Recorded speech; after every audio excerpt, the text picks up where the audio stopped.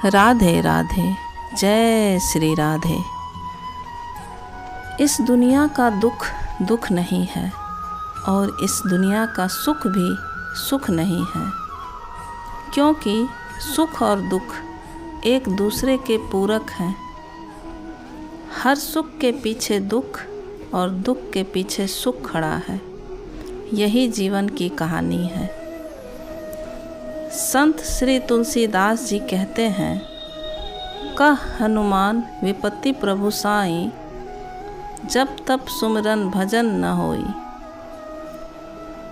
जिस समय में भगवान का साधन भजन उनका सुमिरन नहीं होता, वह समय भले ही यश कीर्ति मान सम्मान सुख संपत्ति से भरा हो, दुनिया के सारे सुख मौजूद हों, पर जो भगवान को भूला हुआ है, भगवान की ओर से उदासीन है, दरअसल वह विपत्ति में ही है। चाहे आप दुनिया के राजा हों, किसी भी चीज़ की कमी न हो, पर अगर जीवन में भजन की कमी है तो यही कमी सबसे बड़ी कमी है। सुमिरन के बिना मानव जीवन बेकार है। तमाम दुनिया के काम करते हुए भजन सुमिरन भी करना चाहिए। प्रीति परमात्मा में भी होनी चाहिए। अपने सारे फर्ज निभाते हुए, अपनी सारी जिम्मेदारियां निभाते हुए भी दिल की एक डोर प्रभु से जोड़े रखने चाहिए, क्योंकि दुनिया के सारे काम पेट भरने के लिए हैं, सिर्फ इस दुनिया के लिए है, पर भजन और सुमिरन और परमात्मा की याद में जीना ही इस दुनिया से पार हो जाने के लिए है। अपने फर्ज और भजन ये ही जीवन के महत्वपूर्ण काम हैं। बाकी सारे काम सारी चीज़ें तो बस यूं ही। संत श्री तुलसीदास जी कहते हैं, ईश्वर को पाने के लिए मन निर्मल होना चाहिए, और मन है कि लाख कोशिश के बाद भी नहीं सुधरता। पर अगर यह शर्त पूरी न हो तो ईश्वर कैसे मिले, भगवान कैसे मिले। लेकिन तुलसीदास जी कहते हैं, मानव के पास एक दूसरा रास्ता भी है, जिससे वो भगवान की प्राप्ति कर सकते हैं। क्या है यह दूसरा रास्ता?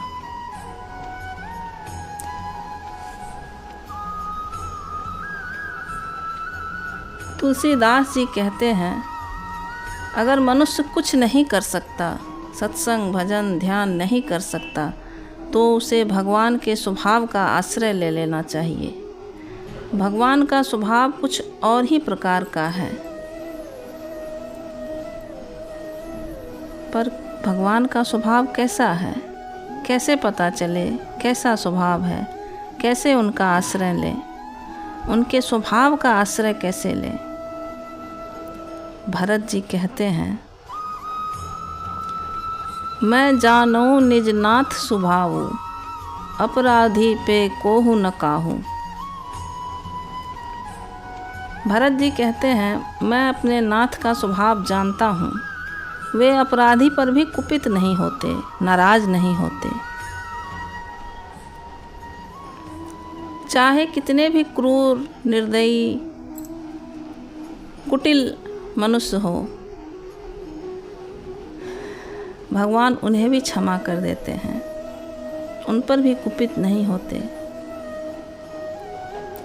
पर शर्त यह है कि वह जैसा भी है वैसा ही खुद को स्वीकार कर ले। वह परमात्मा से कहे, हे प्रभु, मैं बदलना तो चाहता हूँ, पर विवश हूँ, यह मेरे वश में नहीं है। मैं जन्म जन्म का अपराधी। हे प्रभु, मेरी सारी कोशिशें बेकार हैं। मैं हार कर आपकी शरण में आया हूँ मेरे भगवान।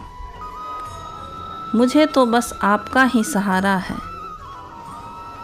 आप मुझे अपने शरण में ले प्रभु। अब मेरे पास आपके चरणों को छोड़कर कोई दूसरा आश्रय नहीं है। अगर सच्चे मन से यूं ही अपना बल हार कर भगवान की शरण में कोई भी मनुष्य आ जाए तो भगवान उसे अपना ही लेते हैं, उसे अपने हृदय से लगा लेते हैं। संत सूरदास जी कहते हैं, भगवान तो पारस जैसे हैं। वो यह नहीं देखते कि लोहा कीचड़ से आया है या मंदिर से। वह दोनों को ही एक समान सोने का कर देते हैं, कंचन बना देते हैं। भगवान तो गंगा जैसे हैं। उसमें जल की पवित्र धारा मिले या गंदे नाले का पानी, वह उसे अपने में मिलाकर गंगा ही बना देती हैं। जब भगवान के चरणों से निकली गंगा जी का यह स्वभाव है तो भगवान के चरणों के स्वभाव की क्या कहना, क्या कह सकते हैं। इसीलिए जब भी हमारी सुबह आँख खुले, आँख खुलते ही परमात्मा का शुक्रिया अदा करनी चाहिए, क्योंकि हमारे पास जो कुछ भी है सब उन्हीं का ही तो है, सब उन्हीं का दिया हुआ है। ये घर, ये परिवार, ये स्वास्थ्य, ये धन, ये दौलत, ये सम्मान, जो कुछ भी है सब उनका दिया हुआ है। इसलिए हम अगर सांस सांस भी परमात्मा का शुक्राना करते रहें तो हमारी ज़िंदगी बदल जाएगी। शुक्रिया करने का सबसे बेहतर तरीका सुमरन है, भजन है। इसलिए निरंतर सुमरन भजन करने की कोशिश करनी चाहिए। धन्यवाद।